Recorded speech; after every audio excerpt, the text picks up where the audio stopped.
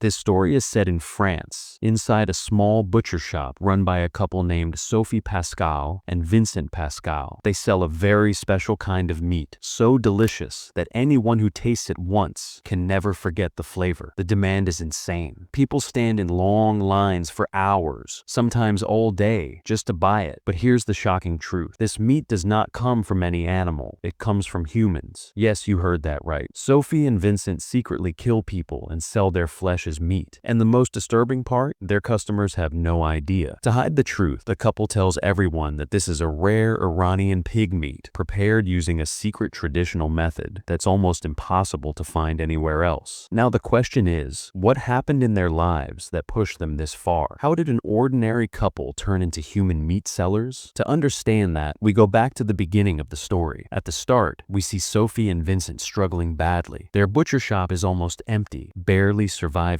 Only a few customers come in, and the business is close to shutting down. And that's where everything begins to change. Their situation is so bad that they can't even cover their monthly expenses. And Sophie is extremely worried about it. One day, while the couple is at their shop, a group of vegetarian activists suddenly storm in and start vandalizing the place. These people hate anyone who sells or eats meat and call themselves vegans. Vincent manages to grab one of them, but the others attack him, beat him badly, and drag their friend away. As if their failing business wasn't enough, now this disaster makes things even worse. The next day, Vincent visits his friend Mark, who also owns a butcher shop. But unlike Vincent, Mark is doing very well. He's making a lot of money and even shows it off, trying to make Vincent and Sophie feel embarrassed. Sophie doesn't like this at all. While walking back, Sophie tells Vincent to look at Mark. He runs the same kind of shop, yet his life is comfortable while theirs is falling apart. She then says she can't stay with Vincent anymore and talks about leaving him. This makes Vincent extremely angry. At that moment, Vincent notices one of the vegan activists who had attacked their shop earlier. Blinded by rage, Vincent hits him with his car and then runs over him again. At first, he thinks the man is just injured, but when he steps out of the car, he realizes the truth. The man is dead. Seeing the dead body, Vincent completely panics and immediately tries to call the police. But Sophie stops him and explains that he has committed murder, and if the police find out, he will spend his life in prison. Vincent asks, "Then what are we supposed to do?" Sophie calmly suggests that they cut the body into small pieces and get rid of it, saying she learned this by watching a TV show about a serial killer. Vincent doesn't want to do it, but to save himself, he has no choice. They return home, and with a heavy heart, Vincent gathers the courage and cuts the body into pieces. Later that night, exhausted, he goes to sleep. The next morning, Vincent wakes up and realizes that the ground meat is gone. Shocked, he asks Sophie about it. Sophie casually tells him, "I sold that meat to a customer." Vincent is stunned. He never imagined his wife would actually sell human meat. Before he can say anything else, the same customer Sophie sold the meat to suddenly walks into the shop. The customer tells them that the meat she bought earlier tasted absolutely incredible. She says she has never eaten anything that delicious in her entire life and wants more of it. Then she asks, "By the way, what kind of meat was it?" Vincent panics for a moment, but quickly covers up and says it's rare Iranian pork meat, something that's extremely hard to find. Satisfied with the answer, the woman buys more meat and leaves. After she's gone, Vincent starts arguing with Sophie. He angrily asks why she would ever sell human meat. Sophie explains that when she checked the shop, their regular pork meat was already finished. She had nothing else to sell, and since they barely get any customers, she didn't want to let one walk away empty-handed. Vincent is still unhappy with her decision. Just then, another customer walks in and asks for the same Iranian pork meat that a woman had just bought earlier, saying he loved the taste. And after that, more and more customers start showing up. Soon, their shop is filled with people asking for that same special meat. Within no time, the special meat is completely sold out. That day, they make more money than ever before. Later that night, Vincent decides to try the meat himself. He wants to know what makes people so obsessed with it. The moment he tastes it, he is shocked. It's the best meat he has ever eaten in his life. Just then, Sophie joins him and reveals a disturbing truth. She tells Vincent that the meat came from a vegan activist. She suggests that if they keep killing vegans and selling their meat, they'll become rich very quickly, and in her twisted logic, even reduce the number of vegans in the world. Vincent immediately refuses. He says what happened was an accident, and he doesn't want to become a criminal. He tells Sophie to forget this idea. The next day, their daughter Chloe visits with her boyfriend Lucas. After hours of hard work, Vincent prepares a special meal for them, but just as he serves it, Lucas says, says, "I don't eat meat, I'm vegan." Even more shocking, Chloe has also become vegan because of him. In a single moment, Lucas ruins an entire day of Vincent's hard work. After they leave, Vincent completely loses control. His anger boils over, and he finally convinces himself that vegans should be wiped out from this world. The very next day, the couple goes looking for their first planned victim. They enter a vegan restaurant and decide to target the owner. But when the moment comes, Vincent's hands start shaking. He freezes and can't go through with it. Panic, he runs away. Vincent tells Sophie that he can't do this. Sophie calmly replies that he can, he just needs practice. The next day, they attend a vegan festival, pretending to be vegans themselves. Their goal is to find the weakest and easiest target. After searching for a while, they spot a thin, lonely young man. Vincent starts talking to him and convinces him to step aside for a private conversation. The boy agrees. They reach the car and wait for him to arrive, quietly deciding how to kill him. A few moments later, the boy shows up. Vincent hides the knife behind his back and steps forward, ready to strike. But just as Vincent is about to act, he suddenly stops because the boy is not alone. Two of his friends arrive with him. Vincent quickly hides the knife before anyone notices. The three boys explain that they are planning to attack a meat shop that night and invite Vincent and Sophie to join them. Vincent and Sophie reluctantly agree, afraid that refusing might make the boys suspicious, especially since Vincent had planned to kill one of them. When they reach the meat shop, Vincent and Sophie are shocked to discover that it belongs to Mark, Vincent's old friend and business rival. Because Mark is his competitor, Vincent feels no guilt at all. In fact, he enjoys destroying the shop. Vincent alone causes more damage than all three boys combined. The destruction fills him with a strange sense of happiness. Later, Vincent and Sophie enter a restaurant where they start arguing over everything that has happened. The argument becomes so intense that Vincent storms out, leaving Sophie behind. Soon after, a restaurant worker approaches Sophie and starts talking to her. Their conversation continues, and eventually, the worker offers to walk her home. Sophie agrees and leaves with him. When Sophie kisses the worker, she suddenly bites his lip hard, making it bleed badly. As blood pours from his mouth, Sophie calmly tells him not to worry and says her house is nearby.